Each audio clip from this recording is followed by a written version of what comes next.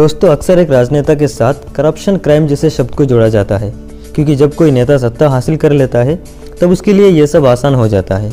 लेकिन इस एपिसोड में हम जिस इंसान के बारे में बात करने जा रहे हैं, उनकी राजनीति सत्ता हासिल करने की वजह सिर्फ आम लोगों से जुड़ा हुआ है, खास करके किसानों की।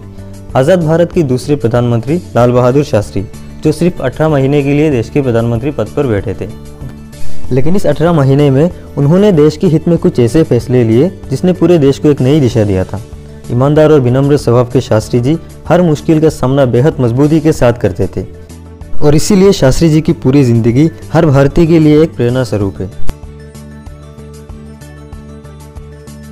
लाल बहादुर शास्त्री का जन्म 2 अक्टूबर सन 1904 को मुगलसराय, वाराणसी, उत्तर प्रदेश में हुआ था।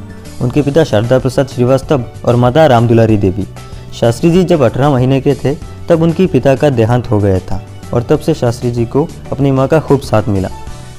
उन्होंने हरिश्चंद्र हाई स्कूल से अपनी स्कूल की पढ़ाई और सन 1926 में काशी विद्यापीठ से स्नातक की पढ़ाई पूरी की। शास्त्री जी को विद्यापीठ द्वारा उनकी स्नातक की उपाधि के रूप में शास्त्री यानी विद्वान का सम्मान दिया गया था।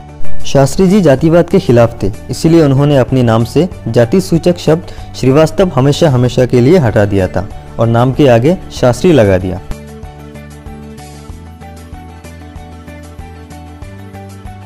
लाल बहादुर शास्त्री महात्मा गांधी जी के आदर्शों से काफ़ी प्रभावित थे। शास्त्री जी बापू को अपने गुरु मानते थे, इसीलिए उन्होंने 16 साल की उम्र में भारतीय स्वतंत्रता आंदोलन में भाग लिया। असहयोग आंदोलन में भाग लेने के कारण शास्त्री जी को अंग्रेज द्वारा जेल भी भेजा गया था। 16 मई सन 1928 को शास्त्री जी ने ललिता देवी से शादी की। वो लाला लाजपत राय द्वारा स्थापित लोक सेवक मंडल के आजीवन सदस्य बने। वहाँ उन्होंने समाज के पिछड़े वर्गों के उत्थान के लिए काम किया। आगे जाकर उनको लोक सेवक मंडल का उपाध्यक्ष बनाया गया। सन 1930 में शास्त्री जी को नमक सत्याग्रह में भाग लेने के कारण 2 साल के लिए जेल भेजा गया। क्विट इंडिया मूवमेंट यानी भारत छोड़ो आंदोलन में भाग लेने के कारण फिर से सन 1942 में शास्त्री जी को जेल भेजा गया। वो अपनी ज़िंदगी में कुल मिलाकर 9 साल जेल में रहे।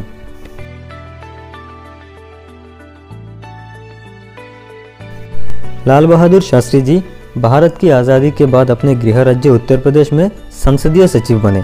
1947 में उन्होंने पुलिस और परिवहन मंत्री के रूप में शपथ लिया। परिवहन मंत्री के रूप में उन्होंने पहली बार महिला कंडक्टरों की नियुक्ति दी थी। सन 1951 में शास्त्री जी को अखिल भारतीय कांग्रेस कमेटी का महासचिव बनाया गया। उनकी काम से प्रभावित होकर तत्कालीन प्रधानमंत्री पंडित नेहरू ने उन्हें भारत सरकार का रेल मंत्री बनाया। लेकिन सन 1955 में तमिलनाडु की एक रेल दुर्घटना में तकरीबन 150 लोगों की मौत हो गई थी, जिसके कारण शास्त्री जी ने खुद को जिम्मेदार मानते हुए अपने पद से इस्तीफा दे दिया था। इस घटना का जिक्र करते हुए प्रधानमंत्री नेहरू ने संसद में कहा था कि मैं इसीलिए शास्त्री जी का इस्तीफा स्वीकार नहीं कर रहा हूँ कि वो एक्सीडेंट के लिए जिम्मेदार है, बल्कि इसीलिए कि इससे संवैधानिक मर्यादाओं में एक मिसाल कायम होगा। सन 1957 में फिर से शास्त्री जी को कांग्रेस की मंत्रिमंडल में शामिल किया गया। इनमें से परिवहन और संचार मंत्री, फिर वाणिज्य एवं उद्योग मंत्री और सन 1961 में भारत की गृह मंत्री बने।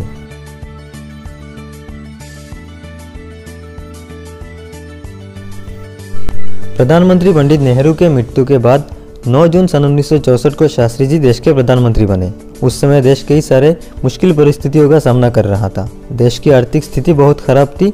देश में कृषि उत्पादन में भी कमी आ गई थी, जिसके कारण पूरी देश में भूखमरी बढ़ गई थी। रक्षा मामलों में भी देश को पाकिस्तान से खतरा था, लेकिन प्रधानमंत्री शास्त्री जी को देश की ताकतों पर भरोसा था, जिसके चलते उन्होंने सेना की ताकत बढ़ाने के लिए उन्हें पूरी छूट दे दी थी।